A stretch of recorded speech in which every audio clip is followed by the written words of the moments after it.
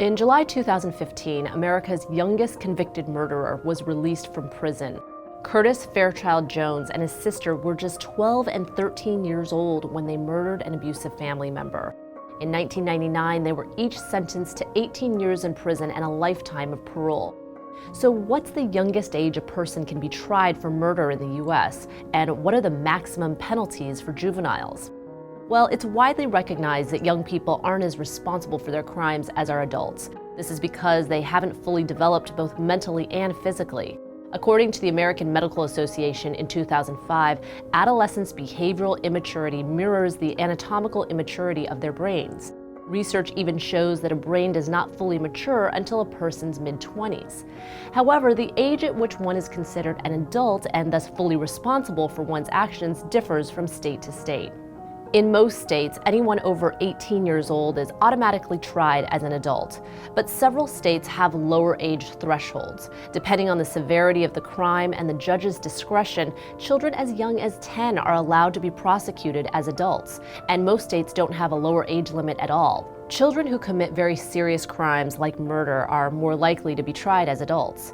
In the US, over 70,000 children are held in detention facilities, and in 2012, 640 children were directly involved in murder cases. Juvenile court differs substantially from adult criminal court in many ways. Since juveniles are seen as undeveloped and more malleable than adults, their penalties tend to involve more rehabilitation. In an effort to avoid preemptively labeling children as criminals, there is legally distinct language for the juvenile justice system. Instead of being declared guilty, a minor is declared delinquent, and instead of being a defendant, minors are represented as the respondent. So can juveniles get the death penalty for their crimes? Not anymore. A Supreme Court ruling in 2005 banned the death penalty for those who committed their crimes before the age of 18.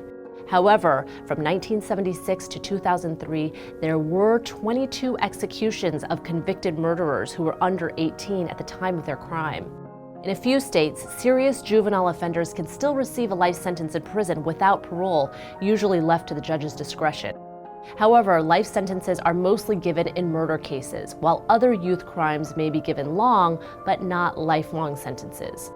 In an ongoing 2014 case, two 12-year-old girls who stabbed a schoolmate 19 times could face up to 65 years in prison. Violent juvenile crime is very rare, yet the United States has more youths in jail than any other developed nation in the world. One expert pointed out, kids under 16 are not allowed to smoke legally, they're not allowed to have consensual sex, they can't join the army, they can't vote, but when kids do bad things, we decide all of a sudden we are going to treat kids as adults.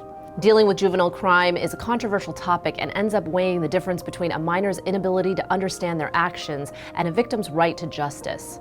Another complicated aspect of the criminal justice system is what rights are allowed to prisoners. In fact, we needed 2 videos to explain the whole subject. Check them out here. And thanks for watching TestTube News. Don't forget, we put out new videos every day.